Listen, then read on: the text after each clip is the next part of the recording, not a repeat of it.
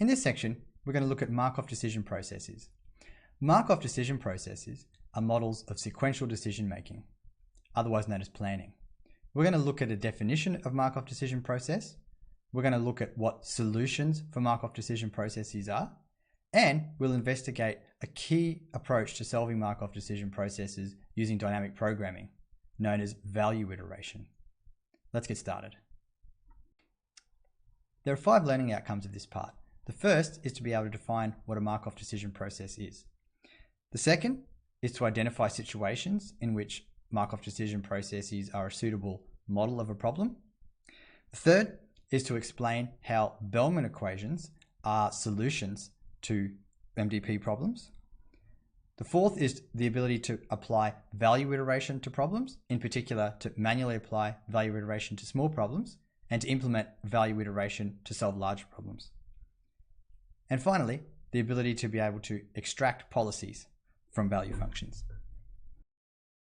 So what exactly is a Markov decision process? Before we look at a formal definition, let's just get a bit of intuition via this example. In this example, we can see a grid that an agent has to navigate. In the bottom left-hand corner, we have the agent itself. In the top right corner, we have the goal, given in green. The agent will get a score of 1 if it reaches the goal. Next to the goal, we have a square in red, which an agent has to avoid, say, falling in a hole, and it gets a score of -1 if it falls in that. The aim is for the agent to navigate from this bottom left, across, up and across to the top right, or across and up in order to get to the top right and avoid falling in the hole. However, there's a catch to the problem. If an agent tries to go in a particular direction, let's say goes up here, that will be successful with a probability of 0.8. However, there's a probability of 0.1 that if it tries to go up, it will go right instead, 0.1, and a probability of 0.1 that it will go left, at which point it will bounce off the wall and end up back in the same place.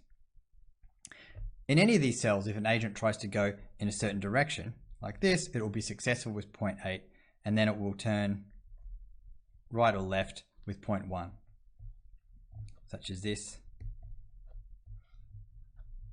0.1 and 0.1.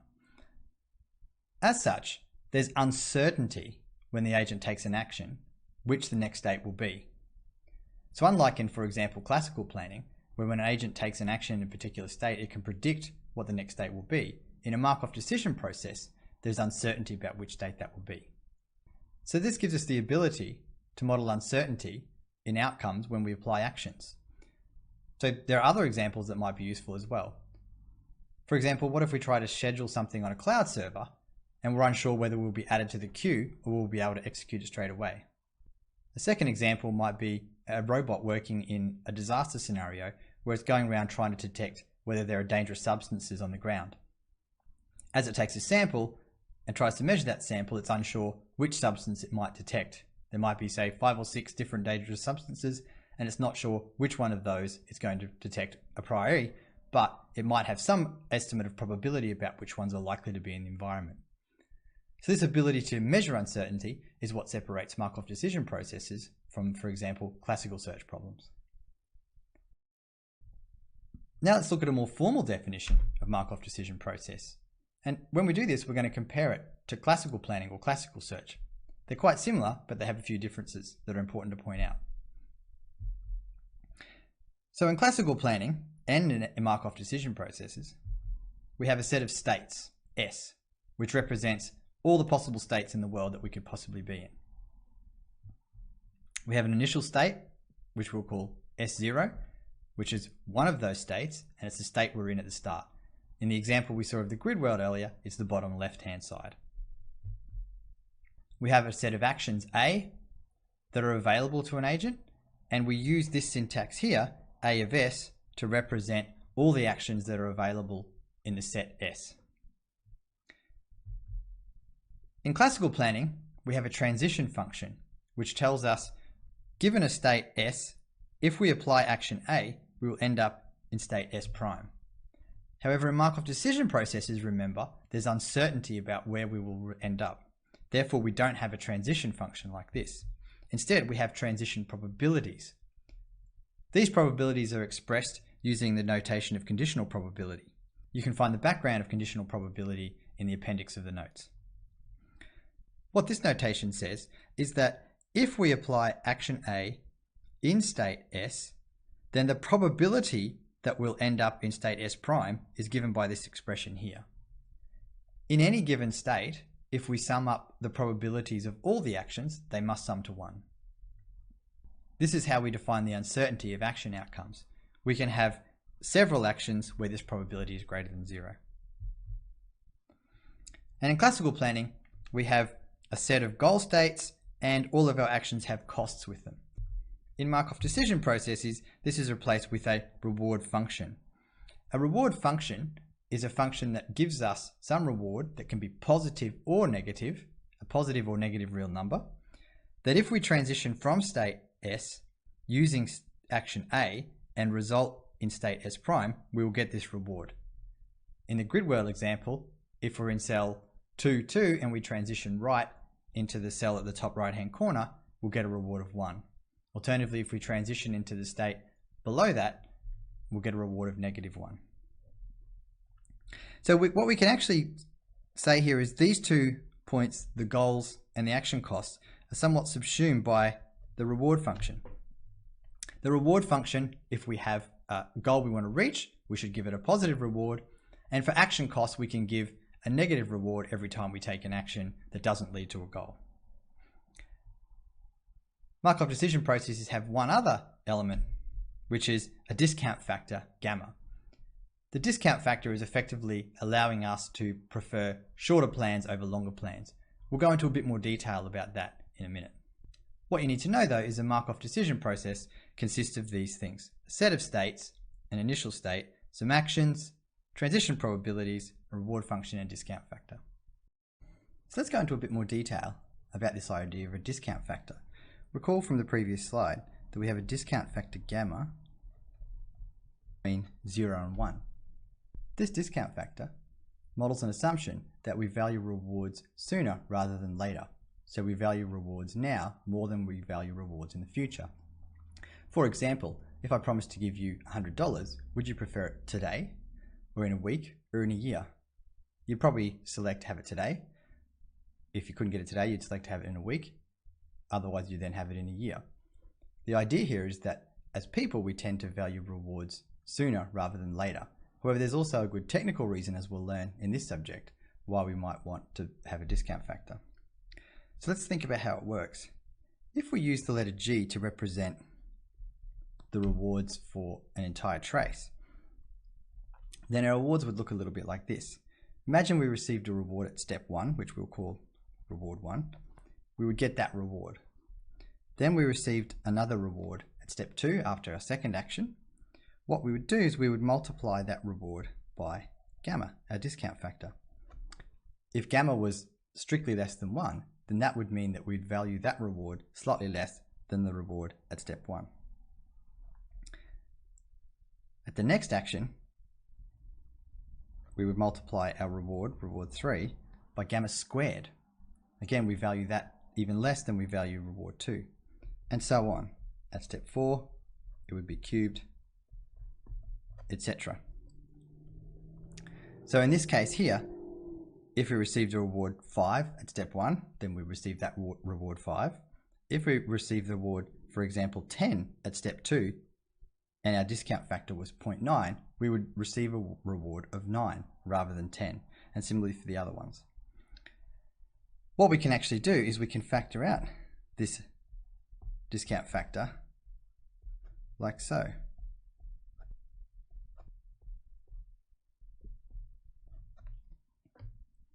We can see a pattern resolving such that at each time step, the reward we receive, which we'll call GT for the reward at time step T, is going to be equal to the reward that we receive at that time plus the future reward we receive at time step T plus 1 and onwards, multiplied by the discount factor. So that idea is the idea of a discounted future reward. In this case, what we have is the discounted future reward GT is the reward we receive now plus any rewards we receive in the future, the rest of the plan, multiplied by our discount factor. So what does a solution to an MDP look like? A solution to an MDP is known as a policy. A policy is similar to the idea of a plan. A plan is a sequence of actions that we can draw out that tells us exactly what actions we're going to take. However, remember with an MDP, the outcomes of our actions are uncertain, which means that we can't draw our plan as a sequence because as we take that first action, we don't know which state we're going to end up in. And depending which state we're going to end up in, that affects which action we'll choose next. So, what does a policy look like? Well, a policy, similar to a plan, simply just says that in a particular state, this is the action we're going to take. So if we look at our Gridworld example, our policy we could represent graphically by saying, in this state, we're going to take the action up. And in this state here, we might take the action left. And in this state here, we might take the action down. And in this state here, we might take the action right. The important thing is that for every state, we have to say which action we're going to take. For the Gridworld problem, this is a complete policy. For every state, it defines which action we can take. It's not a very good policy at the moment. As you can see, it doesn't go towards the goal all the time. We'll look at what an optimal policy looks like in a second. The important thing though to note with a policy is if we take the action that corresponds to our policy and instead of going right with this 0.1 probability, it ends up transitioning to this state here, we can still recover. We know to take the next action, which is to go up. On the other hand, if we just defined this as a sequence of actions, this would take us left, even though we had gone up. The plan would tell us to go left. So a policy is more robust to these uncertainties than a plan. For this particular problem, Markov decision problem, the optimal policy looks like this. Okay, from the bottom left, we go up and across. If we're in this state here, we go around. And as you can see, it tries to avoid going into the hole. Instead of going straight up here, it goes around. We're going to study several techniques that take the description of a Markov decision process and produce a policy. The problem of reinforcement learning is to take a Markov decision process and produce the best policy we can. What does the best policy mean? We'll define that formally soon. But for now, let's just have a look at two different types of policy that are important for MDPs. In MDPs, there are two main types of policies: deterministic policy and a stochastic policy. The policy that you saw in the previous slide is a deterministic policy. Deterministic simply means that in every state, it gives us exactly one action that we should take. Let's define that a bit more formally. We're going to use the character pi to represent our policy. And pi is defined as a function from states to actions. A complete policy will define this for every possible state in the MDP. So with pi, what happens is we supply our policy with a state and it returns the action that we should apply in that state.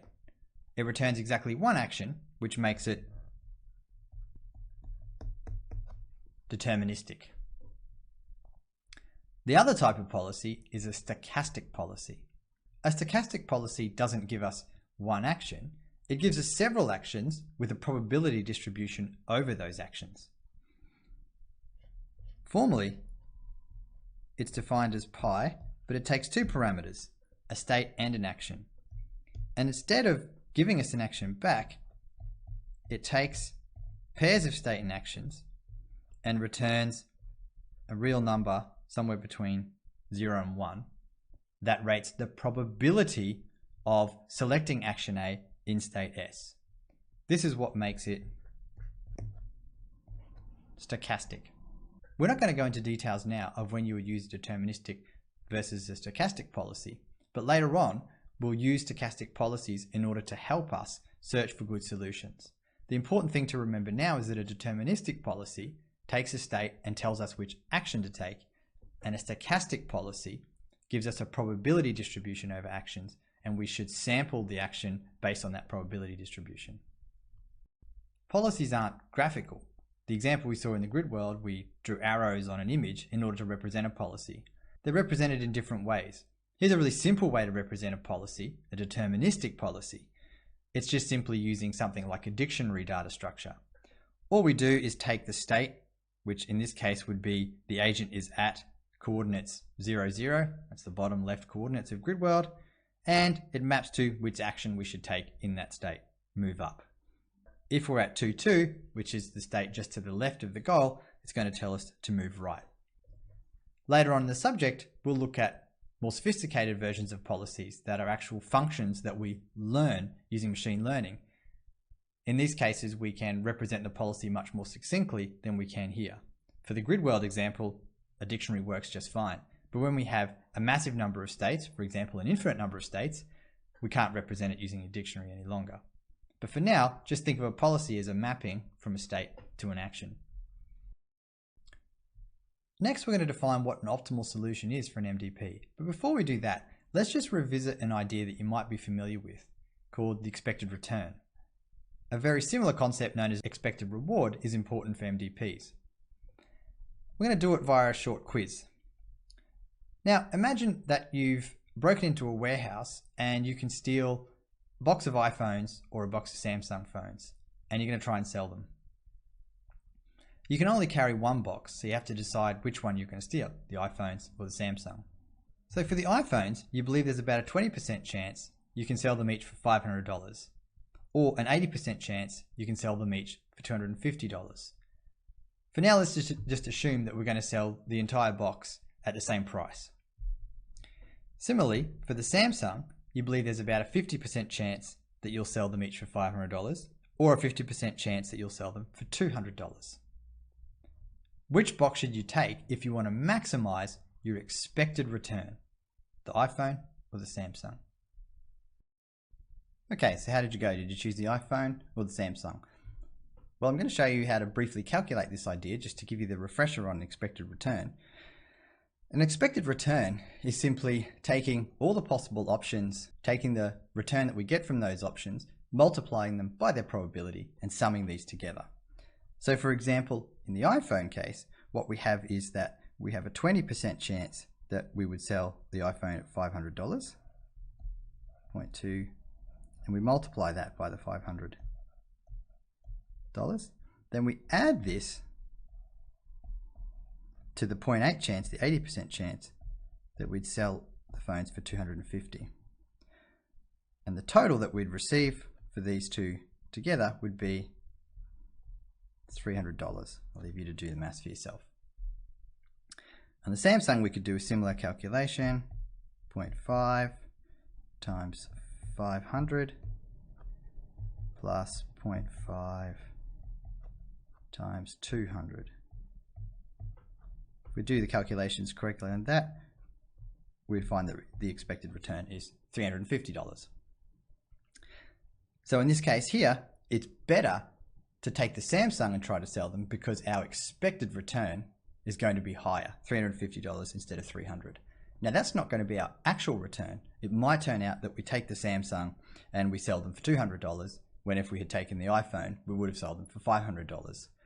But by multiplying it by our probabilities, we get our expected return. This concept of expected return is very similar to the concept of expected reward that we're going to use for MDPs. Therefore, it's important that we understand it. So let's discuss a little bit about what a good solution to an MDP should look like. What we want is a sequence of actions that maximizes the accumulative reward we would receive over that. In other words, that maximizes the sum of the rewards that we'd receive over that trace. However, there are two catches. Firstly, those rewards are discounted. Remember that rewards in the future are worth less than rewards closer to the present. So what we want to do is maximize our discounted accumulative reward. But also remember that our actions have uncertainty in their outcomes. So we're not sure which sequence of actions we might choose in the future because it depends on the outcomes of actions. What we want to do then is we want to maximize our expected accumulative reward over that trace, or more precisely, our expected discounted accumulated reward. Let's try and formalize this notion. First, recall that we have a policy that we're trying to find, policy that takes a state S and gives us back the action that we're going to select in state S. We're going to assume for now that our policies are deterministic, not stochastic. The solution to an MDP should try to maximize the rewards that we receive. We're going to use the notation V pi S to determine the value that policy pi can give to us from state S. What do we mean by value? Well, let's define that a little bit more precisely as well. First, let's just assume we have no discount factor and we have no uncertainty in our action outcomes. What does the accumulated reward look like? Well, for a policy pi, at each step, which we will call I, we receive a reward for taking an action from a state and resulting in a different state. We'll say the reward S of I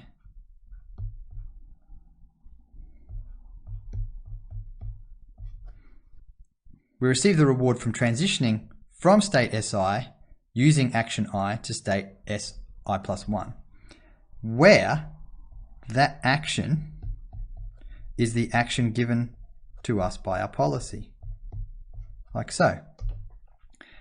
So what this says is that at step I, we receive the reward defined by the Markov decision process by selecting the action that our policy tells us to select. But we have a sequence of actions, and what we want to do is sum up all of the rewards that we receive over that sequence. That's called our accumulated reward. We'll just use our summation operator and say that we sum over every step I that's in a trajectory that we have in our MDP. So far that gives us our accumulated reward for this sequence as defined by policy pi. But remember, we have discount factor in our MDP, so we have to discount rewards that are in the future. We do this simply by saying that at each step we multiply the reward by gamma to the power I. Therefore, rewards further in the future are worth less than rewards that are closer. So far what we have now here is our accumulated discounted reward for a trajectory given to us by our policy pi. So now let's relax the assumption that our actions are deterministic and reconsider the fact that our actions have uncertainty in their outcomes. What we have now is multiple such trajectories that our policy can give us. Remember from our example over here of the grid world, when we try to go up, we might go right. At that stage there, we've got the start of two different trajectories that are possible. We want to maximize, therefore, the expected reward over all those possible trajectories for policy pi.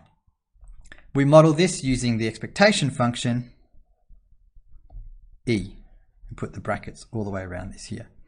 What this means then is if we sum up the rewards over every possible trajectory, multiply that by the probability that that trajectory would occur, and then take the expected reward of those, we end up with the expected reward of policy pi from state S.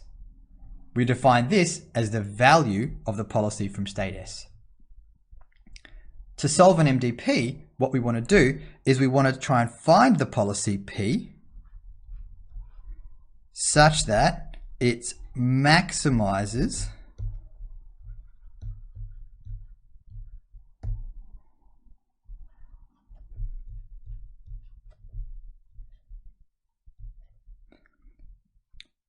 V pi, so it maximizes the value from the initial state S0 of our MDP.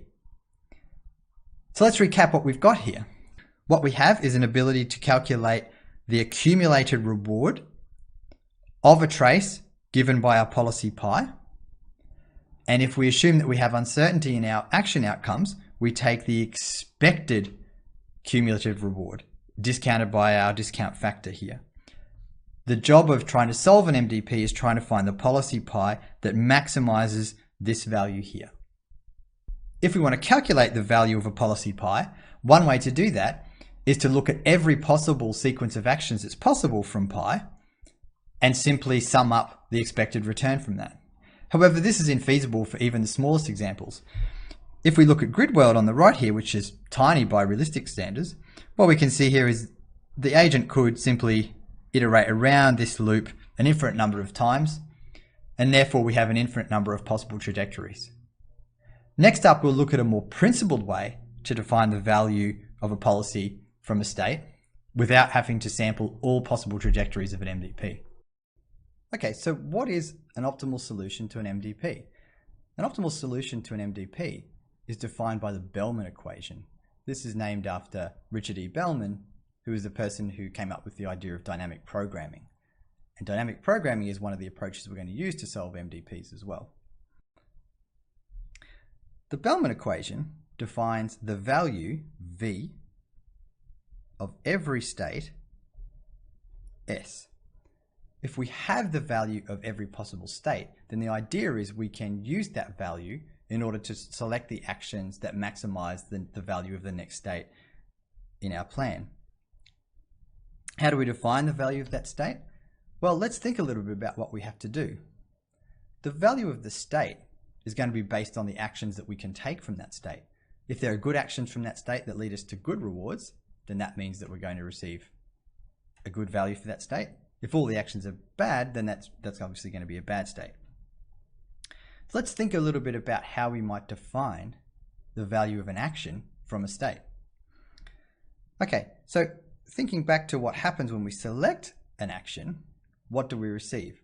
Remember our discounted rewards. We receive the reward at that step plus a discounted future reward. So I'm going to define that first. Okay, we're going to receive the reward R, S, A, S prime if we transition from state S to state S prime using action A. So we select action A, and then we receive our discounted future reward, which we're going to call for now just G, T plus 1. That's what we get if we select action A and it transitions to state S prime. Remember, however, that actions aren't necessarily going to go to that state because the action outcomes are uncertain. So if we want to figure out what the expected return of that action is, we have to multiply it by the probability that that actually happens. For this, we use our transition probabilities defined by our MDP.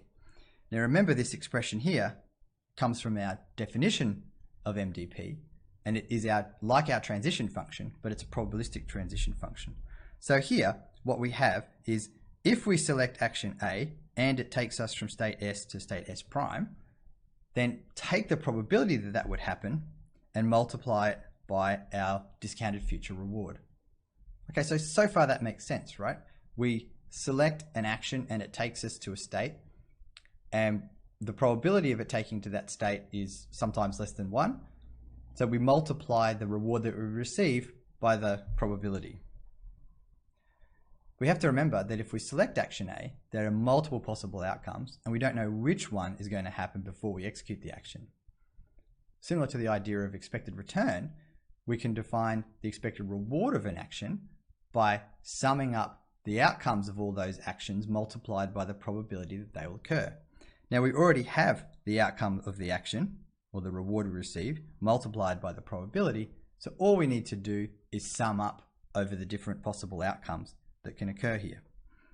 So we're going to use our summation operator, sigma, here, which simply means add all of these together, and we're going to add every possible state in our system. So what this says here is that if we take action A, look at every possible state that's possible in our MDP, take the probability that we transition to that state if we select action A from S prime, and multiply that by the expected reward that we'd receive if we did it. Now this may seem a little bit, let's say, computationally difficult to sum over every state. So in the case of the grid world, we can't move from coordinate 0, 0 in the bottom left up to the goal state straight away with one action. However, we're just defining what this is here. We're not computing it with the Bellman equation yet. So in that case, the probability that we move from the bottom left coordinate to the top right coordinate would be 0, and it would be effectively, we wouldn't receive any reward for that at all because we couldn't do it. However, for now, we'll just say that we're going to go over every possible state. when you compute it, it's possible to look at only the states that you would transition to. So let's just think about this now. We'll break it down a little bit. Here, we have our discounted reward, or discounted future reward. Here, if we selected action A and ended up in state S prime. And this greater expression here is simply the expected reward of choosing action A. We look at all possible outcomes that could happen if we execute action A. We take the probabilities that those outcomes will occur and multiply them by the discounted reward.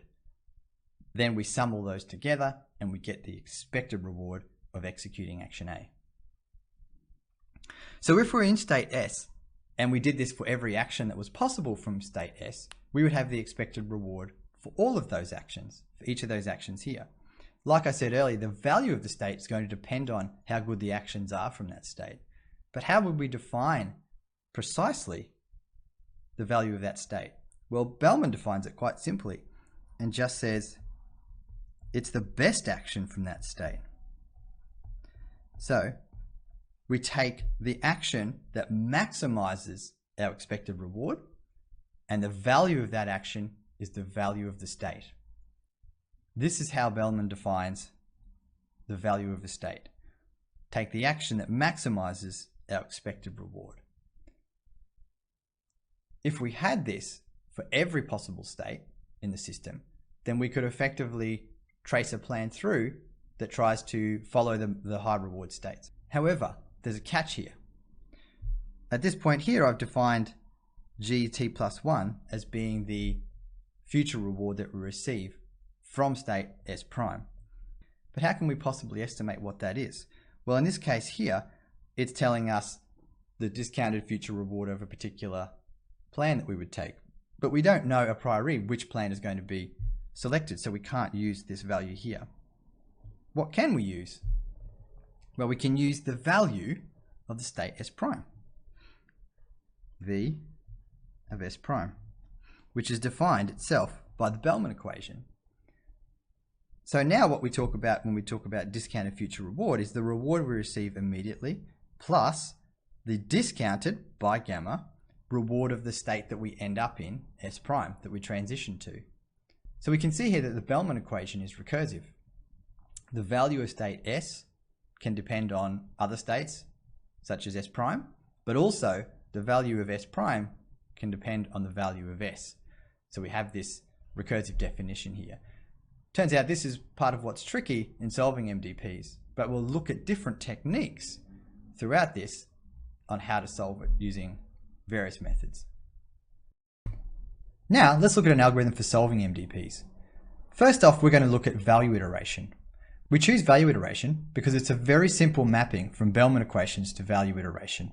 It's perhaps the most straightforward solution we can use to solve MDPs. It has some weaknesses that we'll discuss later. However, value iteration is a very simple algorithm that simply applies the Bellman equation iteratively until it converges on a solution. Let's have a look.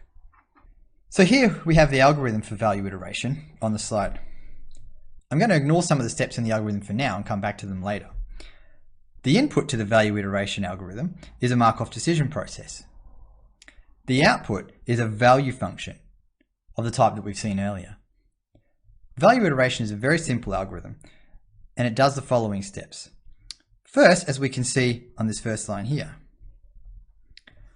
it initializes a value function to some arbitrary set of values for every state. Let's assume for now that that initial value is 0, but the actual value doesn't matter. All we simply do now is we repeat the following steps until we reach what we say is convergence. We'll define what convergence means in a little bit.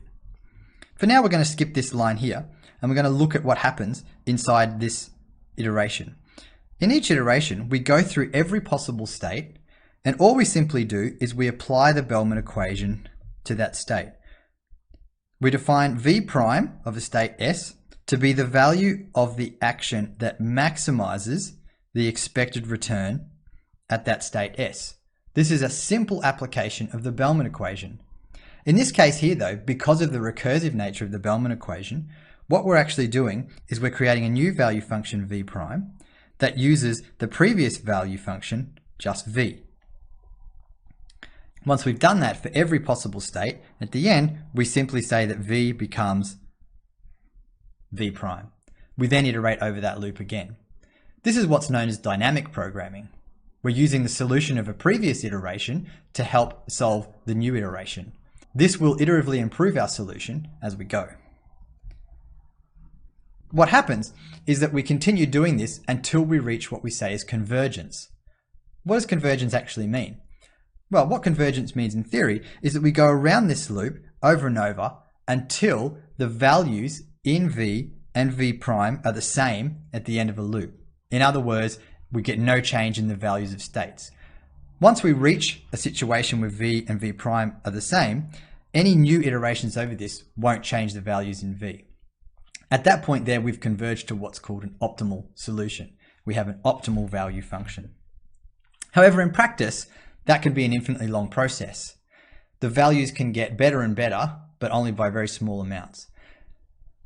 We might be able to solve the problem quite well by saying that we'll terminate when the values in the value function change just a little bit. We define that little bit as being this parameter here, theta. When the values change just a small amount, we think that we're probably close enough to the optimal solution, and therefore we can terminate our iterations. How do we calculate whether we're at this or not? Well, at the start of every loop, we define delta as being 0. Delta is what we use to represent the change between v and v prime. For each state, we calculate the delta between the previous value and the old value here. This will be how much the value of state S has changed between the two iterations, and we take the absolute value of that. We use this maximize function to find the state with the biggest change in every iteration. So because we go through every state here, what we want to know is which is the state that has changed the most and how big is that delta. At the end of the iteration here, if that delta is less than our threshold, we'll end up with a converged solution with the error of theta. So if we think about this as applied to the Gridworld example, at each iteration, we're going to go through each state and we're going to apply the Bellman equation to each reachable state in our problem. At each point, we calculate the value of those states and we assign that to v prime. Once we've done that for every state, we update v prime to be v again and we repeat the process. And we repeat this until the largest change from one of these states is less than theta. If we set theta to being 0, then we simply do it until there's no change at all. However, pragmatically, we tend to find that we can solve the problem quite well when we have theta being as a small value. But what's important to note here is that value iteration is simply applying the Bellman equation repeatedly until we get close enough to a solution. Now let's apply the value iteration algorithm to the Gridworld example to illustrate how it works. On the top here, I've got the Bellman equation, which I'm going to apply at each iteration to each state. And on the right here, I've got the example we're going to apply it to. Now, we're going to look at iteration 2. After iteration 1, if we initialize all the values to 0, we'll end up with this top right state, the green one, having a value of 1, and this red state having a value of -1, and all the others will still be 0. You can verify this for yourself if you want. So we're going to look at what happens in that second iteration. Now, in each iteration, we have to go through every state and find the value of that state based on the previous values that we have. I'm going to only look at one state, which is this state here next to our goal state. Why am I going to look at that state? Because I know that's the best state for this example. I'll briefly go over some of the other states, but we'll look at that one in detail. Now, what we have to do is for this state here, we have to find the action here that maximizes our expected future reward. There's 4 possible actions, up, down, left, and right. To help illustrate what's going on, I'm simply going to divide this state into 4 sections based on the 4 different actions that are possible. Left, right, up, and down. And I'll fill those in with our values as we go. So in the second iteration, we have the value of these states here. What we're going to try and do is calculate the value of this state here. I'm going to go through the 4 different actions. First, if we're in this state, what happens if we take the action right? Now we can all see that's the best action, but a priori we wouldn't know this if we're using value iteration on a larger example. But let's calculate it anyway. So if we have the action right from this state, we have to calculate what the future expected discounted reward is from that state. So for the right action, we have three possible outcomes we have to think about. That it's successful if it goes right, otherwise it slips left or slips right, which would be slipping up and slipping down in this example here. So I'm going to try and line up these values with a corresponding column under here. Now remember, if we try to go right, we have an 0.8 chance of this action actually being successful. And if we go right, what we'll receive is our reward of 0 initially, plus our discount factor, which we're assuming over here is 0.9, multiplied by the value of the state that we transition to. Now remember, I said this is iteration 2, and iteration 1, the value of this state is going to be 1. So that's multiplied by 1. That's the return we would get if we selected the right and were successful. However, we have to remember that we might go up or we might go down if we try and go right. So there's other two actions here. If we slip and accidentally go up, which is a 0.1 chance, we can see we get no reward plus the discounted factor of 0.9, and we slip back into this state. At the moment, the value of that state is 0. So we can see this is all 0. And similarly, if we slip down, which is 0.1 chance, we get no reward plus our discount factor times. If we slip down, we come down here, the value of that state is 0 as well. So what's the expected return if we sum all these up? Well, if we multiply 0.8 by our 0.9 in this factor here, we get 0.72, and clearly the value of these two is going to be 0. We've got 0 plus 0 multiplied by 0.1. So the value of our state, the maximum value, is going to be 0.72. So let's fill in our value here as 0.72. That's the value of going right. However, when we're running a value iteration algorithm, we don't know that that's necessarily going to be the best answer. So let's look at what happens if we evaluate the other actions as well. So first we're going to do the action that's going down. Again, when we go down, it's going to be successful with a probability of 0.8. Going down doesn't receive a particular reward at all. And then our discount factor 0.9 multiplied by the value of the state if we go down, if it's successful, which is this state here. The value of that is again 0. However, if we try and go down, remember we might slip to either the left or the right. If we slip to the left, which is going this way, we'll get 0.1 probability, no reward, our discount of 0.9, but the value of this state here is 0 because we haven't learned any values for it. But we also might slip left a little bit as well. If we slip left a little bit with probability 0.1, we'll get no reward plus our discounted future reward discounted by 0.9, and the reward we would get here would be 1. So we can calculate now our expected reward of selecting the action down by simply summing up these three terms. We can see here that these first two terms are clearly going to be 0. And in this case here, our term is going to be 0.9 multiplied by 0.1. So therefore our answer is 0.09. Let's fill that in. 0.09. Without going into additional detail, we know that if we do the up action, we could go up, in which case we would result back in this state here. We might go left with 0.1 chance, in which case we would get 0 reward, or we might go right with 0.1 chance, in which case we would get a discounted future reward of 1 discounted by 0.9. Therefore, that's going to be the same as going down, at least in this iteration. And finally, if we go left, with 0.8 we'll get a return of 0, with 0.1 we'll get 0, with 0.1 we'll get 0 again. So the value of going left is just simply going to be 0. Okay, so let's fill in those two values now.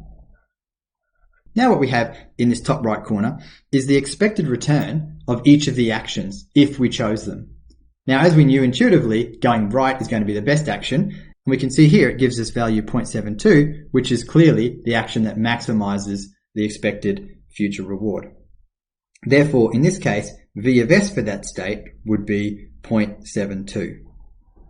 Once we've calculated all them, effectively what we can do is replace all these in our value function with the value that we get here. Now, if we went through and applied this to every possible state in our MDP on iteration 2, what we'd see is that these states around here would all have a value of 0, simply because the value function of all the surrounding states is 0, therefore there's no reward to get. However, what we can see now is that we have 0.72 for this action here. On the third iteration, we're going to see that this state, if we go right, we now get some future discounted reward defined by V.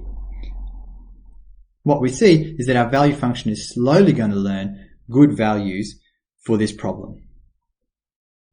Okay, so now it's your turn to try this. I've got a short quiz here for you to try out. On the top, I've still got the Bellman equation for your reference, but the question is, if V of S equals 0 for every possible state, and we're still at iteration 2, what is the value V for the state 2, 1? We've already showed you what the value for the state 2, 2 is going to be. Now it's your turn to try and apply your understanding of value iteration to see if you can calculate this new value. Okay, so how did you go? Did you get the right answer? Let's go through and have a look and see what answer you got and compare it to the answer that I get. Okay, so we're looking at this state here, and we have to think about the 4 possible actions. I'm going to do what I did before and draw the 4 possible actions on here. And we'll quickly go through and calculate it and see if the answer you got comes out to be the same. Okay, so if we evaluate the action right, what we get is 0.8, which is a probability that it's successful, multiplied by the reward that we get, which is 0, plus the discounted future reward, 0.9, times the value that we get. In this case, it's going to be -1. We can then sum this up with the value 0.1 if we accidentally slip up, or 0.1 if we accidentally slip down. We know that that's going to be 0 again because we can see here that there's no value here and no value here to be gotten. Therefore, it's 0.1 times that, 0.1 times 0 as well. So what's the expected return going to be for that action, given the uncertainty in the action outcomes? Well, it looks pretty much the same as the one we had before. It's going to be negative 0.02. So let's fill that in.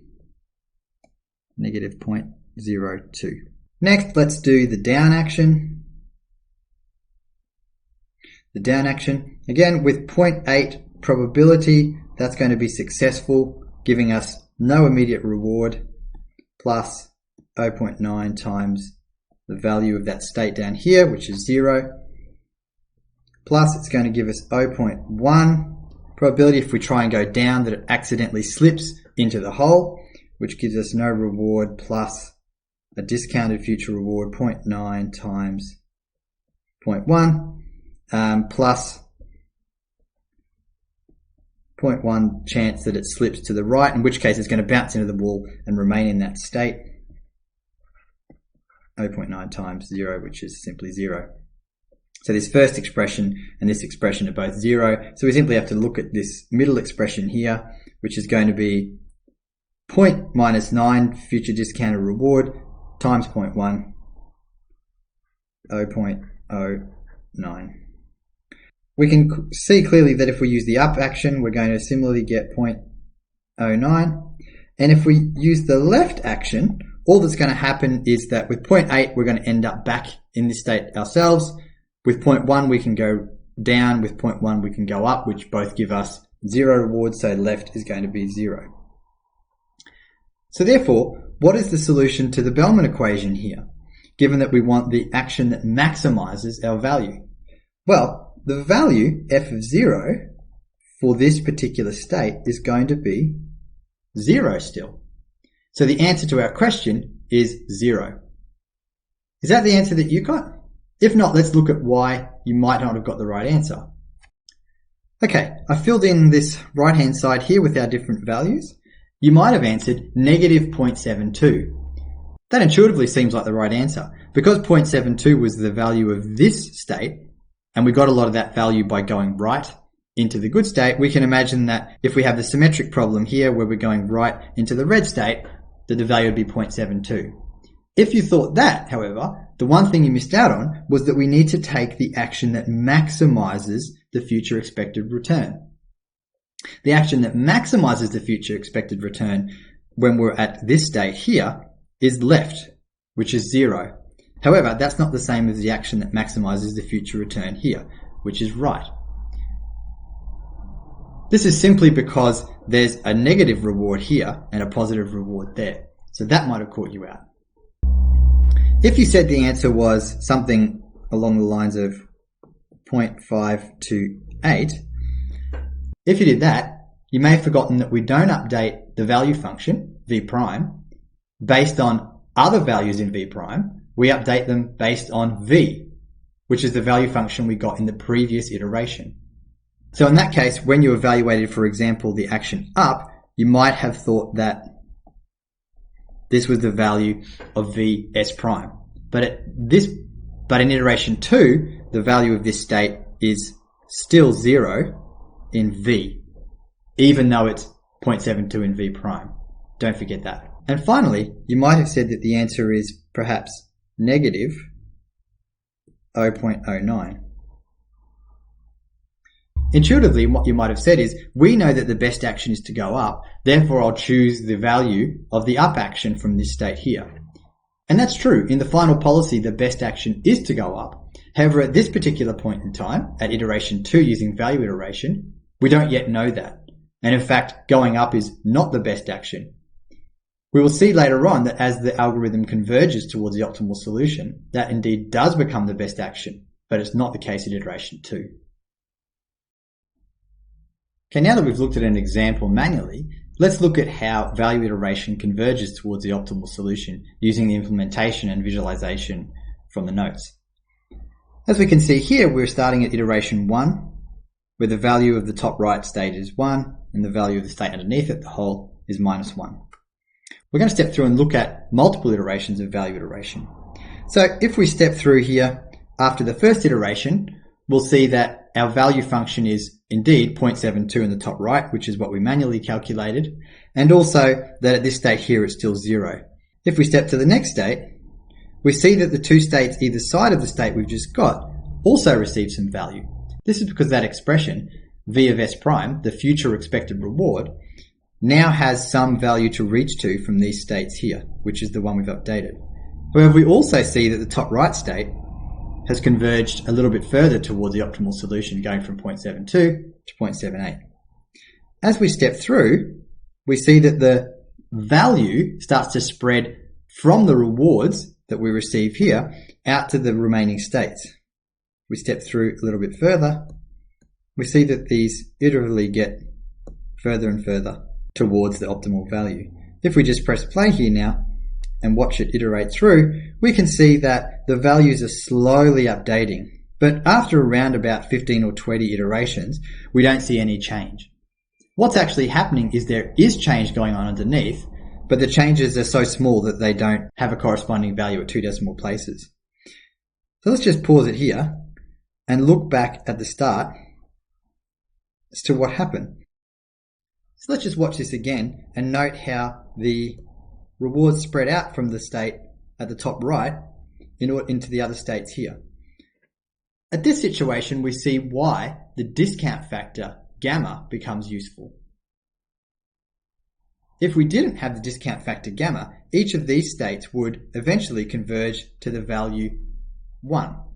Because our discount factor is 1, we say that we don't value future rewards less than current rewards. And therefore, it doesn't matter how long it takes us to get to the rewards in the top right corner here, as long as we get there at some point. This isn't very useful because it doesn't give us any signal to go on. And at each state, we look around and we can't figure out which is the best state to go to. So for this reason, it's important that gamma is less than 1 on situations like this.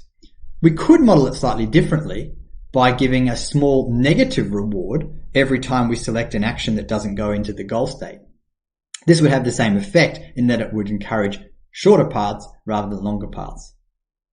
The last thing to note here is that if theta, our error margin, is greater than 0, we're going to terminate after a certain number of iterations. Let's say it might be 10 iterations. At that point, our value function won't be optimal. However, that might be good enough to select the optimal policy. If we have a look here at our value function after 10 iterations, we can see here that if we just followed the descent from the state and picked the highest reward states, we would indeed pick out the optimal path towards the goal. And if we found ourselves in this state accidentally, we would follow the optimal path towards the goal here. So despite the fact that at this point, if we stretch forward to 100 iterations, we see that our value function is closer to optimal after 100 iterations. The policy that we get from that is going to be exactly the same. Now let's look at the time complexity of the value iteration algorithm. We can see the algorithm here on the slide in front of us. For now, we're just going to ignore this outer loop.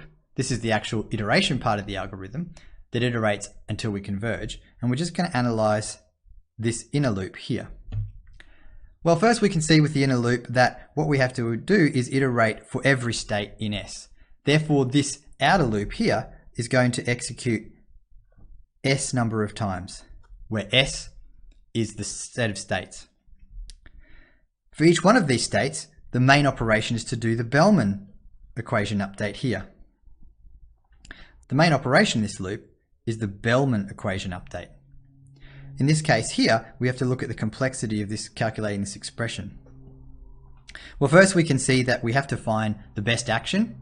Therefore, we have to evaluate every single action. That this is therefore of complexity A, where we evaluate each action.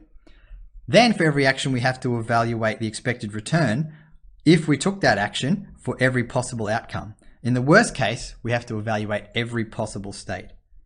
Therefore, the complexity of the Bellman equation update is the number of actions multiplied by the number of states. We have to do this S number of times. Therefore, the complexity of this inner loop is O of S squared times A. So far then, what we have is the complexity of this inner loop, the iteration. Now what we have to think about is how many iterations is this loop going to have? Well, that's a $64 million question. The number of iterations on this, which we're going to call N, is simply the number of iterations to convergence.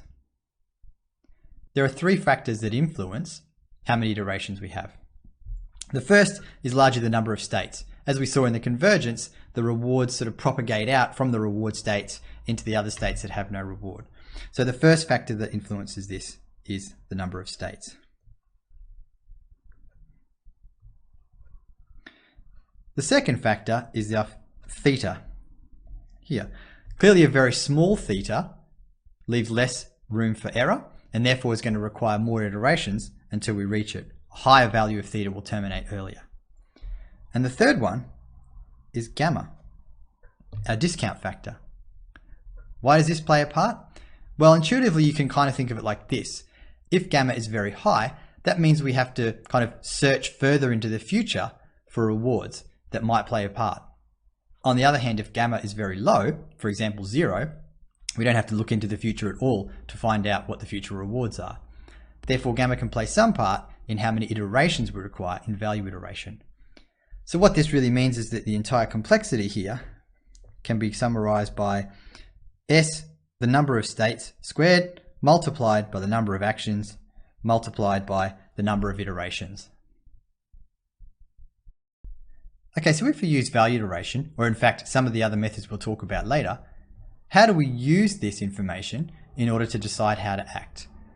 Well, we can use a technique known as policy extraction, which allows us to extract a policy from a value function. So if we think about a policy, remember that we have the policy pi that we're going to extract. And we want to be able to extract that for each state S.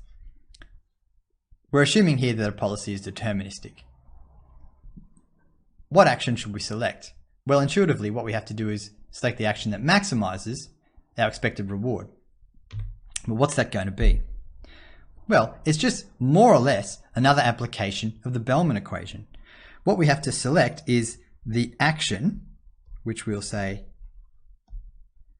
argmax, the action A, from all the actions that are available from X. Argmax simply says not the maximum value, but the action that gives us that value, as opposed to max, which is the maximum value. And then we have to select the action that maximizes this expression.